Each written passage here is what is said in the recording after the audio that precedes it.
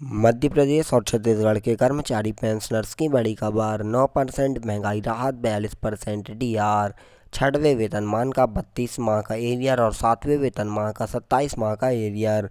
धारा 49(6) की बड़ी खबर। यहाँ पर सीएम भूपेश बघेल और शिवराज सिंह चौहान ने दिए फैसले।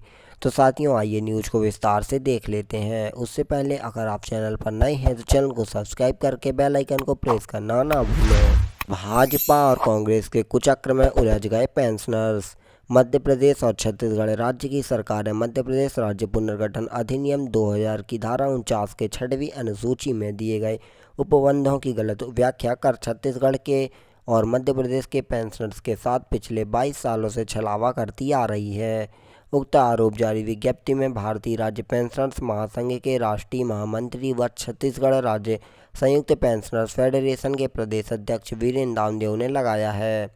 राज्य पुनर्गठन अधिनियम की धारा 49 मध्य प्रदेश और छत्तीसगढ़ की सरकारों को अपने अपने पेंशनर्स को पेंशन देने के लिए 6वीं अनुसूची में दिए गए प्रावधानों के तहत दायित्वाधीन बनाती है। धारा 49 और 6वीं अनुसूची की 5 कंडिकाओं तथा 5वीं कंडिका की दोनों उपकंडिकाओं में कहीं भी नहीं लिखा गया कि केंद्र सरकार द्वारा घोषित महंगाई राहत डीआर छत्तीसगढ़ अथवा मध्य प्रदेश सरकार अपने पेंशनर्स को देने के लिए दोनों राज्य सरकार की स्वीकृति प्राप्त करने के बाद जारी करेगी।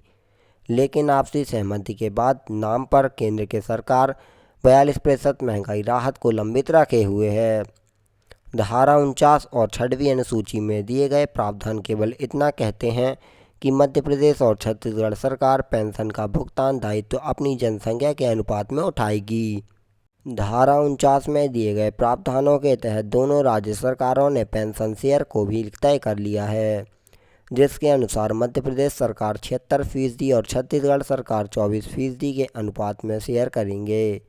दोनों सरकारें वित्तीय वर्ष की समाप्ति पर अर्थात 31 मार्च को अपने अपने शेयर का समायोजन करेगी, मगर छत्तीसगढ़ और मध्य प्रदेश दोनों सरकार राज्य के पेंशनर्स को महंगाई राहत देने के लिए पिछले 22 साल से राज्य पुनर्गठन अधिनियम 2000 की धारा 49 और 6वीं अनुसूची में दिए गए प्रावधानों की गलत व्याख्या कर नियमों का लगातार दुरुपयोग कर रही है।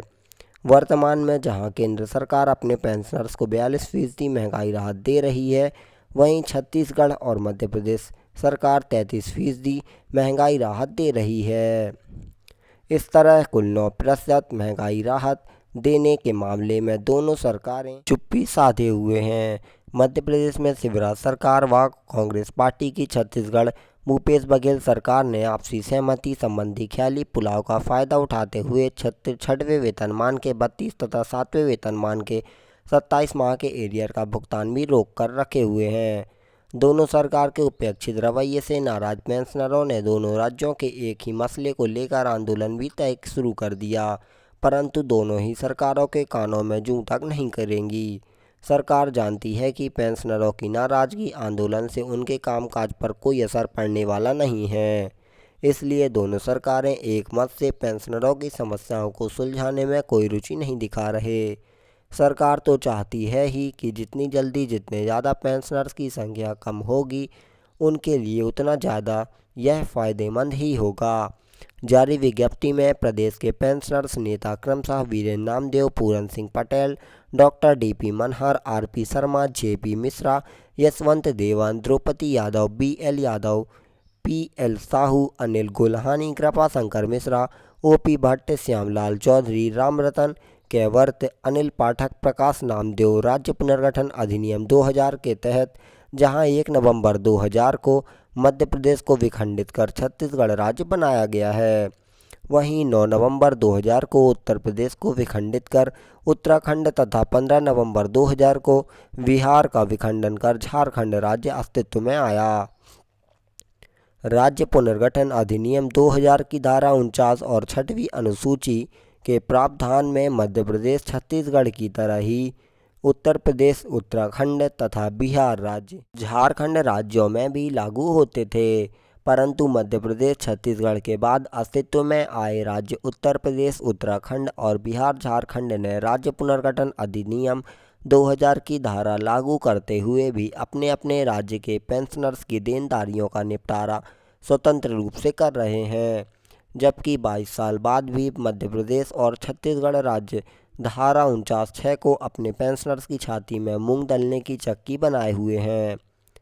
पेंशनर्स करा भी नहीं पा रहे और चुपचाप सरकार को कोसने के सिवाय कुछ नहीं कर पा रहे। तो साथियों, न्यूज़ कैसी लगी कमेंट में अपने विचार ज़रूर बताएं। तब तक के लिए धन्यवाद। Thank you for watching.